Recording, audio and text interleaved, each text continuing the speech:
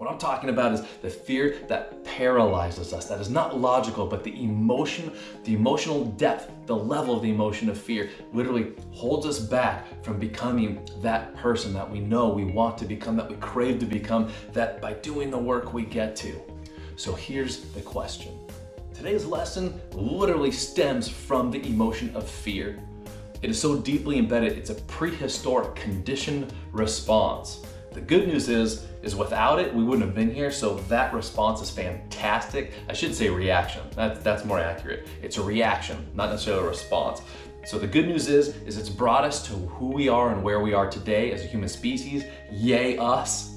Where it's harming us is we no longer need this level of fear to keep us safe so we can continue to cohabitate, to populate, all those eights. So here comes the question.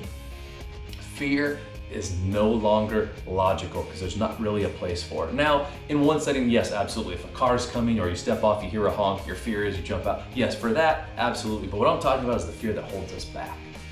What I'm talking about is the fear that paralyzes us, that is not logical, but the emotion, the emotional depth, the level of the emotion of fear literally holds us back from becoming that person that we know we want to become, that we crave to become, that by doing the work we get to.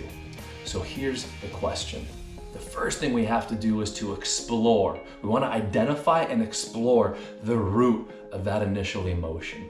Here's what I mean by that.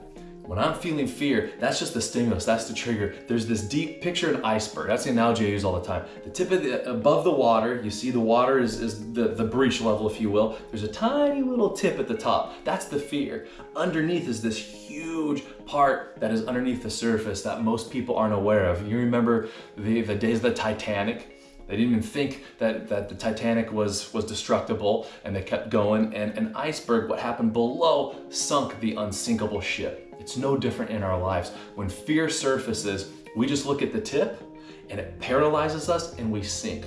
Once we expose the root, what really is causing this fear? What is it stemming down to? If I go layer by layer by layer, I can then expose. Now I get to a logical state of how to deal with fear.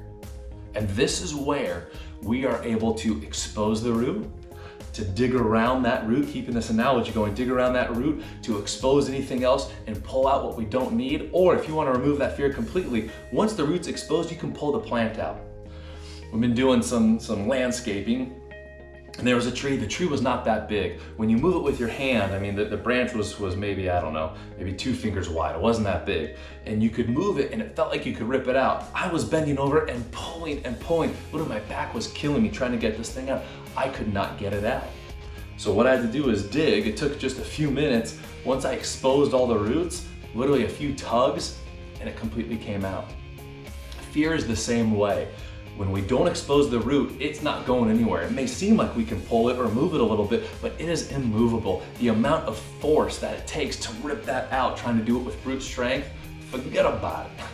As we dig around though, as we expose that root, it weakens the entire system.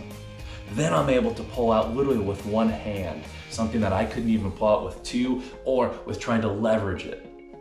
So where is this applying into our life? What areas of my life am I fearful of? Whether it's known or unknown, anywhere I'm exposing maybe stagnation of growth or stunted growth that I want to move forward, but for some reason I'm not aware of what I can do. I just feel like I want to do this, but for some reason I can't. This is a great one. A lot of the times when I work with people, they go, oh, I wanted to, but I forgot. That should no longer be a valid excuse. We want to expose the root. So any area that you're experiencing fear of growth, fear of coming clean, fear of talking to someone about something, fear of confronting another person, fear of confronting myself, wherever that fear is stemming from, start getting lower levels. Here's what I mean. I ask myself, why am I afraid of this? Well, because I don't want to look stupid. Okay, why am I afraid of looking stupid? Well, because I want to be accepted by other people. Okay, why am I afraid of not being accepted by other people? Well, I had a tough childhood and it was really hard to get in the right crowd. Why am I afraid of my childhood and it being tough to get into that crowd? And literally as you start going down, we almost always get to one of 2 core root issues. The fear of not being lovable or the fear of not being good enough. The tip of the iceberg is I'm afraid to go talk to someone, or I'm afraid to speak up in a group and say, hey, I have a question about this. That's the tip of the iceberg, very simple. As we get deeper and deeper, we expose the roots. Once we get to the roots, then we can go, okay, logically, this makes no sense. Logically, every human being goes through this. That's the other key aspect here. We tend to internalize and think we're alone. We tend to think nobody else gets this, I'm so messed up. The interesting fact is this.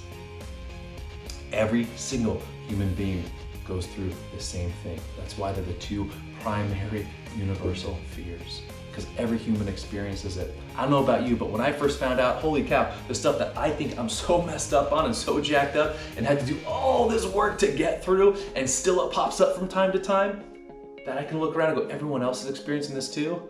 Okay, now I actually feel like I'm in good company because I'm human just like everybody else. There's something beautiful about when we expose the root. Sure, it's sensitive. Sure, it hurts at times. But when we expose it, we can pull it out and then we can actually go forward with it. So that is a very simple tactic, a simple strategy that can be used when you experience fear to identify it in order to get to the root, then expose the root, and then do some of this work that we just talked about to find out why, going deeper and deeper. So then we can find out, here was what I thought was the issue, here's the real issue. Well, that's okay. This is the issue everyone deals with. I'm gonna walk through. Now that fear is irrational. Now that fear is no longer logical.